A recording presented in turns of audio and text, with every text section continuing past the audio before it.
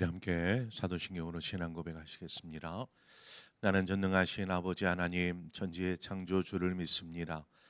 나는 그의 유일하신 아들 우리 주 예수 그리스도를 믿습니다. 그는 성령으로 잉태되어 동정녀 마리아에게서 나시고 본디오 빌라도에게 고난을 받아 십자가에 못 박혀 죽으시고 장사된 지 사흘 만에 죽은 자 가운데서 다시 살아나셨으며 하늘에 오르시어 전능하신 아버지 하나님 우편에 앉아 계시다가 거기로부터 살아있는 자와 죽은 자를 심판하러 오십니다. 나는 성령을 믿으며 거룩한 공교회와 성도의 교제와 죄를 용서받는 것과 몸의 부활과 영생을 믿습니다. 아멘. 우리 함께 찬송가 218장 내 마음과 정성을 다하여 주 너의 하나님을 사랑하라. 이 시간 함께 찬송하도록 하겠습니다. 찬송가 218장입니다. 218장.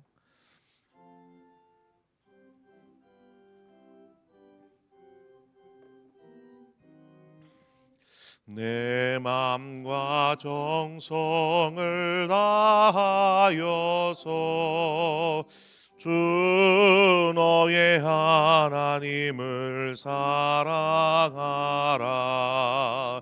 내 몸을 아끼고 사랑하듯 형제와 이웃을 사랑하라. 주께서 우리에게 명하시니 그 명령 따라서 살아가리. 널 미워해지는 원수라도 언제나 너그럽게 사랑하라. 널 비박하는 자 위에서도 진실한 마음으로 복을 빌라. 주께서 우리에게 명하시니 그 명령 따라서 살아가리.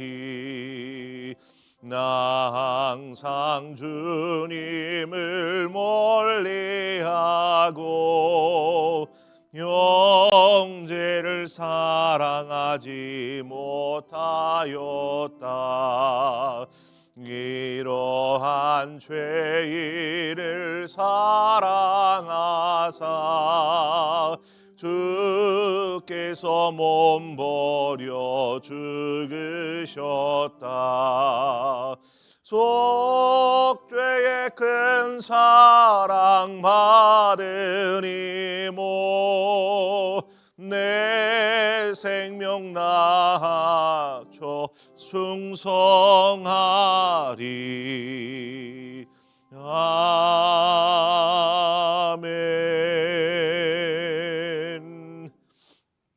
하나님 말씀 보겠습니다. 데살로니가 후서 3장 6절에서 9절의 말씀입니다.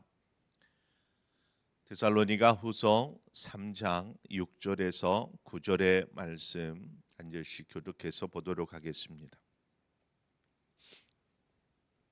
형제들아, 우리 주 예수 그리스도의 이름으로 너희를 명하노니 게으르게 행하고 우리에게서 받은 전통대로 행하지 아니하는 모든 형제에게서 떠나라.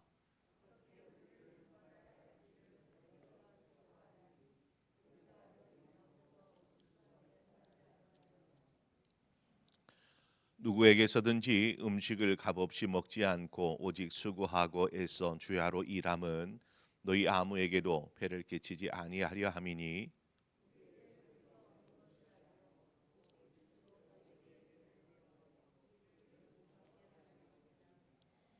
아멘.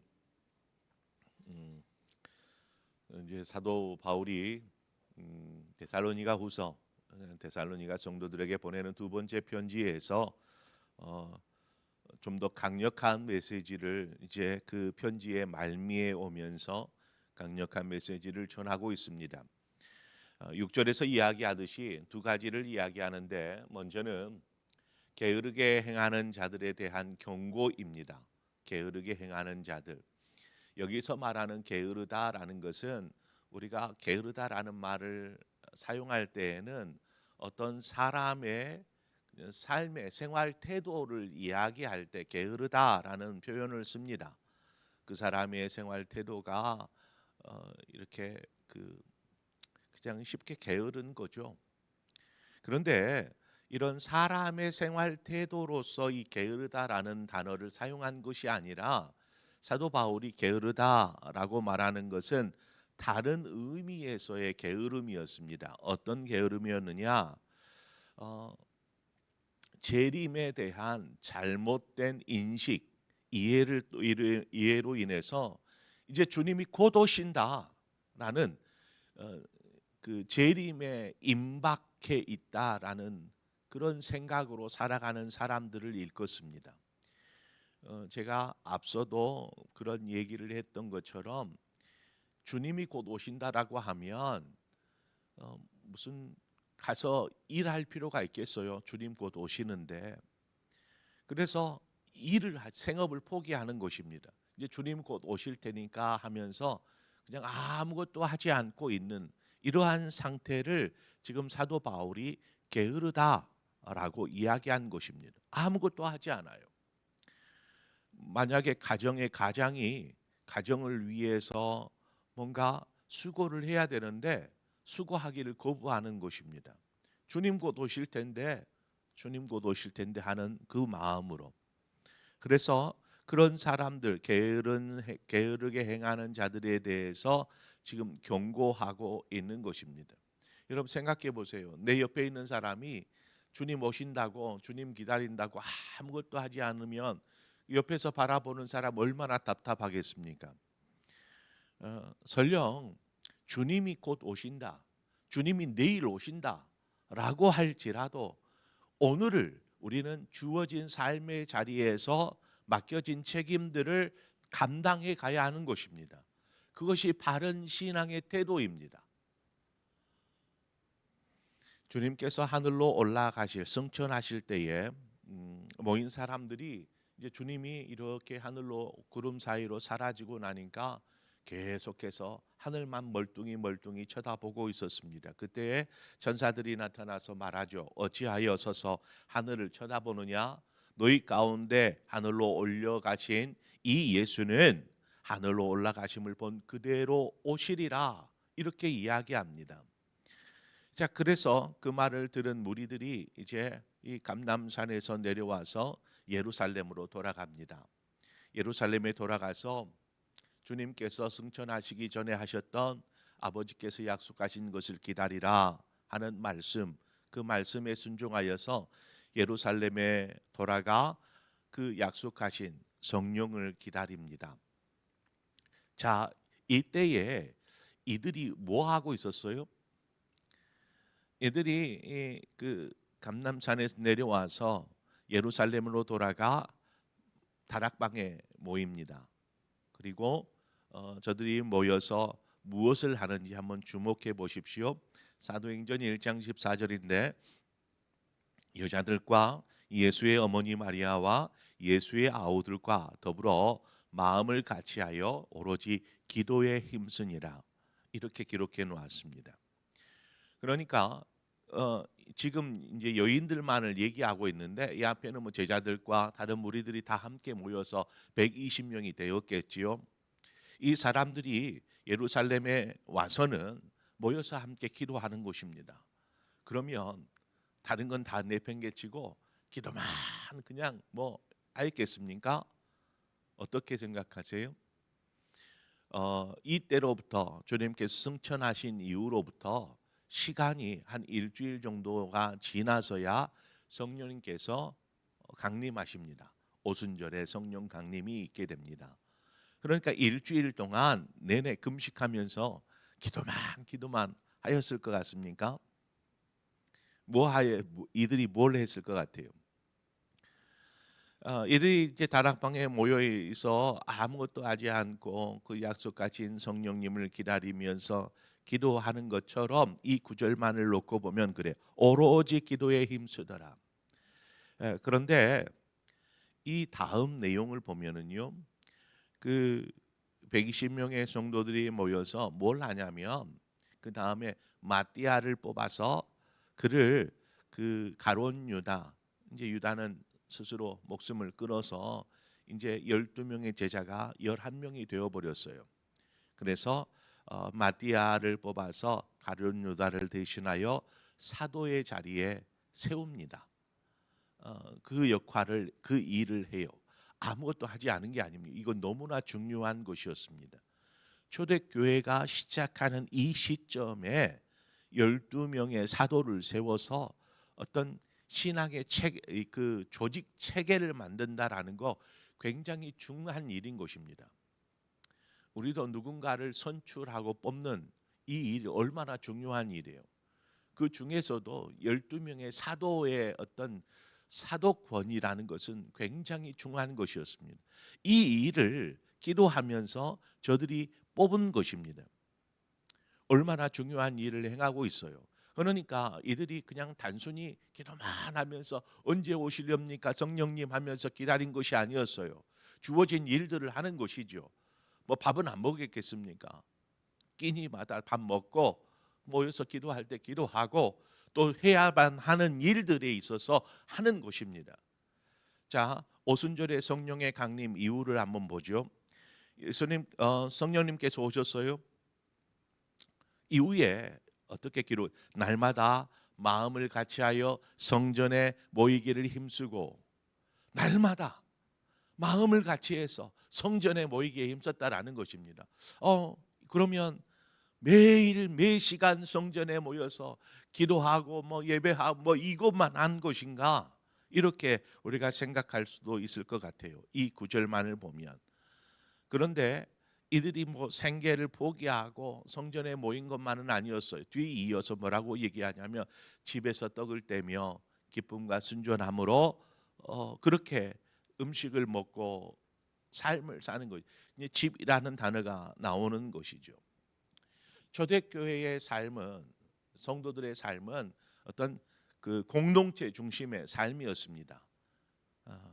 그러다 보니까 성도들이 서로 삶을 나누고 또 때로는 소유도 나누기도 하였습니다. 왜냐하면 그 중에는 가난하고 힘겨운 사람들이 있었기 때문에 자신이 가진 어떤 것들을 내놓고 그것들로 함께 이렇게 나눌 수 있는, 공유할 수 있는 이런 삶을 살았던 것이죠. 그렇다고 해서 자신들에게 주어진 삶의 책임을 다하지 않은 것이 아니었다라는 것입니다. 다른 사람의 도움만을 받으려고 그냥 가만히 있는 것이 아니었어요. 그런데 지금 데살로니가 성도들 가운데에 몇몇이 이처럼 주님이 곧 오신다라는 그러한 신앙의 자세로 아무것도 하지 않고 빈둥빈둥 대는 것입니다. 주님만을 오시기를 바라는 마음으로 이것에 대한 사도 바울이 명확한 질책을 하는 것이죠. 그런 사람들에게서 너희는 떠나라는 것입니다. 또 한 가지 얘기가 우리에게서 전해받은 전통, 여러분 그것들을 잘 전통대로 행하십시오라는 두 번째 권면입니다. 사도 바울이 데살로니가에서 전도할 때에 복음을 전하지 않았겠습니까? 또한 데살로니가 전서 편지를 또 보냈었고요. 이런 여러 또 디모데를 보내서 그들을 가르치기도 하였습니다. 이처럼 복음과 함께 신앙의 가르침 이것들을 전통이라고 말하는데 그것을 여러분 그대로 따라서 행하십시오라고 권면하고 있는 것입니다. 만약 여러분들 가운데 그 가르침, 복음이나 신앙의 가르침에 대해서 무시하거나 그것을 그대로 따르지 않은 사람들이 있다라면 여러분 그들에게서 떠나십시오라고 말하고 있어요. 여기에서 이제 떠나다라는 말은 완전히 절교하십시오, 교제를 차단하십시오, 뭐 이런 의미로 생각할 수 있는데 이 내용은 재림에 대한 잘못된 행동에서 비롯되어지는 것들입니다. 로마서 16장 17절에 가 보면 형제들아 내가 너희를 권하노니 너희 교훈을 거스려 분쟁을 일으키고 거치게 하는 자들을 살피고 저희에게서 떠나라. 똑같은 메시지죠. 로마 교회에도 마찬가지였습니다. 그러니까 교회들에게 편지를 쓸 때에 교회 가운데서 무리를 일으키는 사람들, 이런 사람들에게서는 떠나라 이렇게 말하고 있습니다. 여기서 떠나는 것 어떤 의미일까요? 떠나는 것. 여기 중요한 것은 떠나는 것이 목적이 아닙니다. 뭐 그런 사람이 있으면 분명히 잘 가르쳐야지요. 잘 모르는 것이니까 그들에게 잘 가르치는 것입니다. 그런데 가르쳤어도 듣지를 않아요. 그럴 때는 어떻게 해요? 그러면 안 됩니다 하고 책망하고 권고하는 것입니다. 때로는 체리할 수도 있습니다. 그럼에도 불구하고 변하지 않을 경우에 해당되실 말이 이 떠나는 것입니다.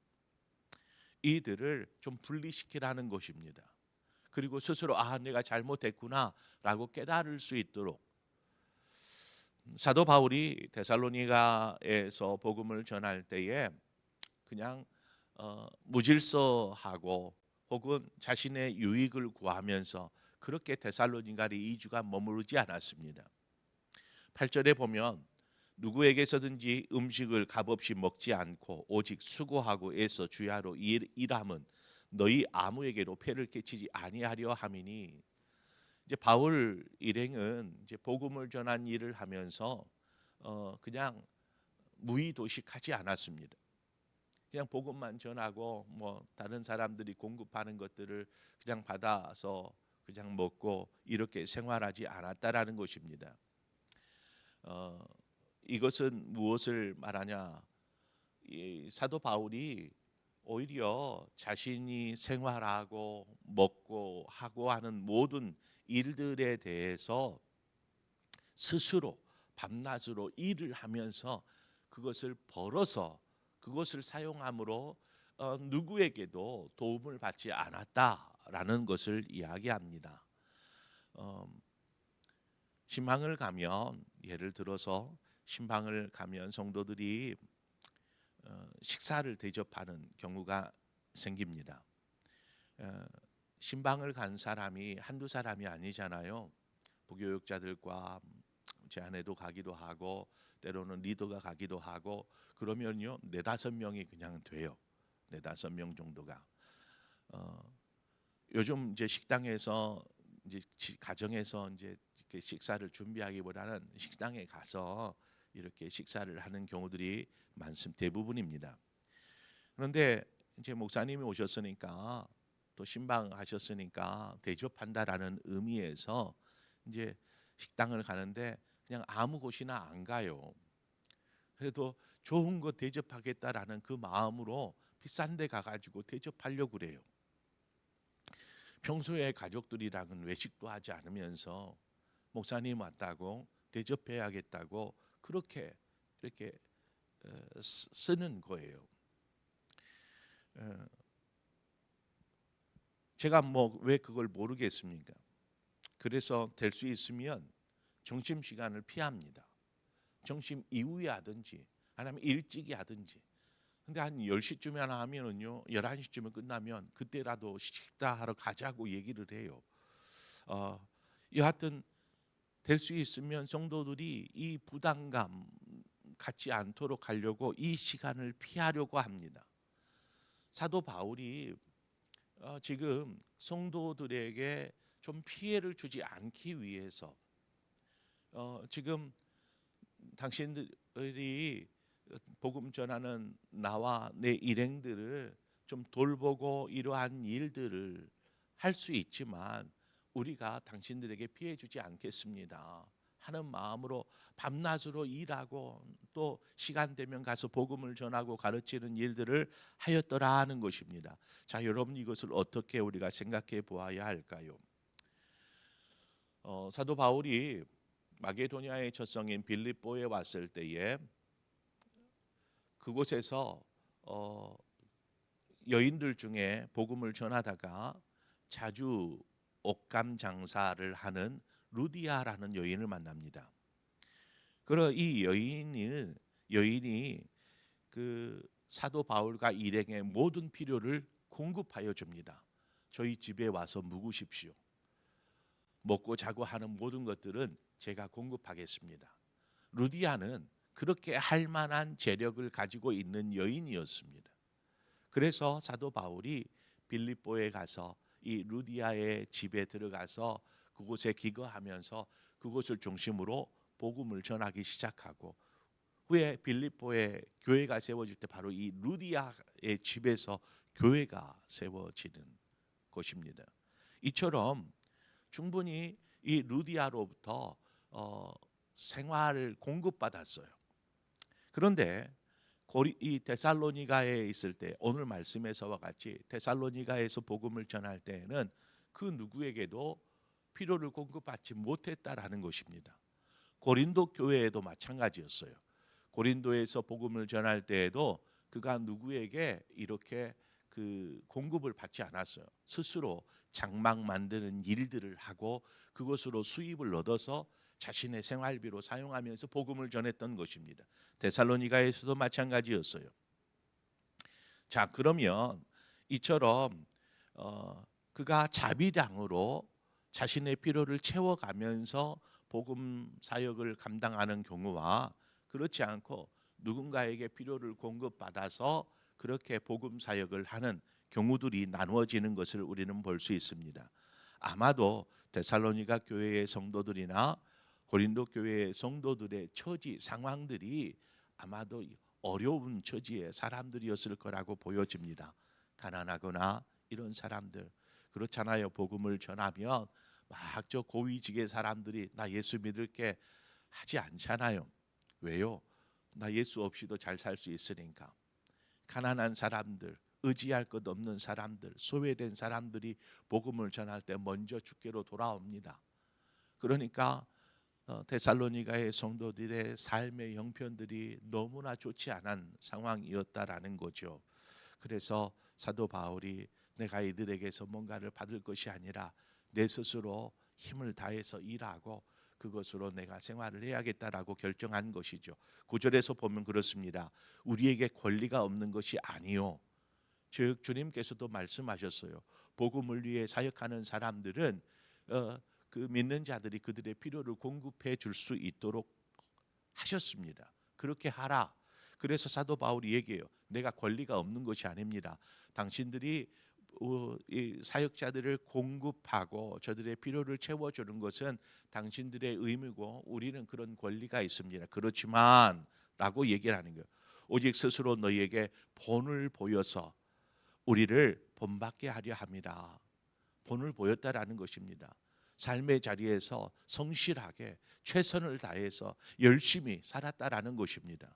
그렇게 함으로 그냥 무의도식하며 주님 오실 때를 기다리면서 그냥 그렇게 게으르게 살아가는 사람들, 그리고 엉뚱한 생각들을 쫓아서 살아가는 사람들에게 사도 바울이 어떤 삶을 살아야 하는지에 대한 본을 보였다라는 것을 이야기합니다.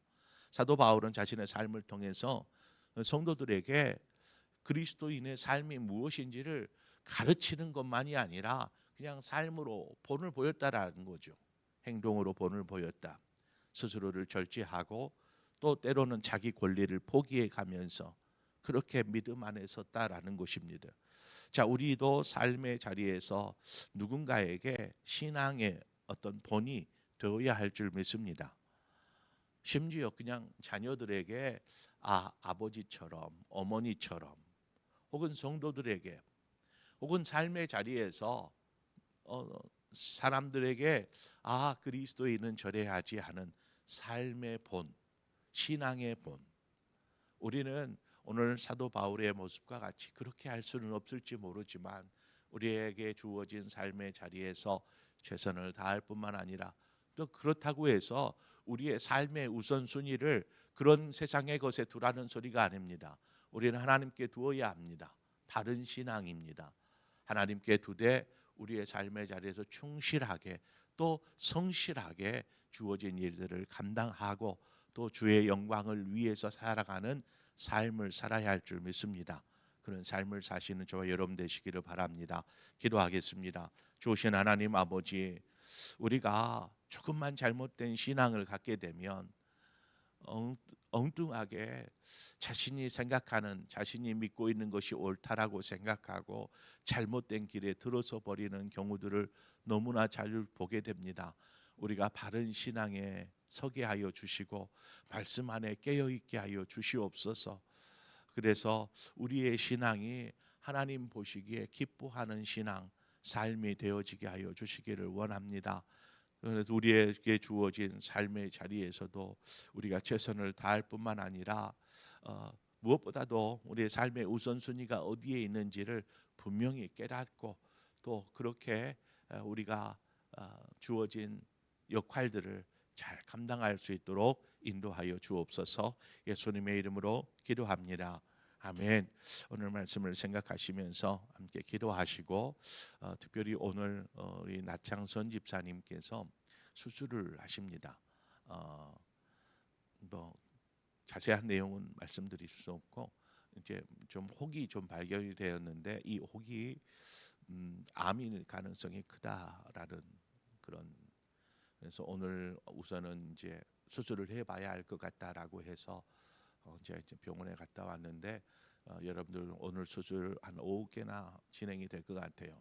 위에서 잘 수술될 수 있도록 여러분 기도해 주시기를 바랍니다. 그리고 우리 교회에 많은 환우들이 있습니다. 병을 앓고 산다라는 것이 얼마나 힘든 일인지 여러분 잘 아실 거라고 봅니다. 우리 환우들을 위해서 여러분 함께 중보해 주시기를 바랍니다.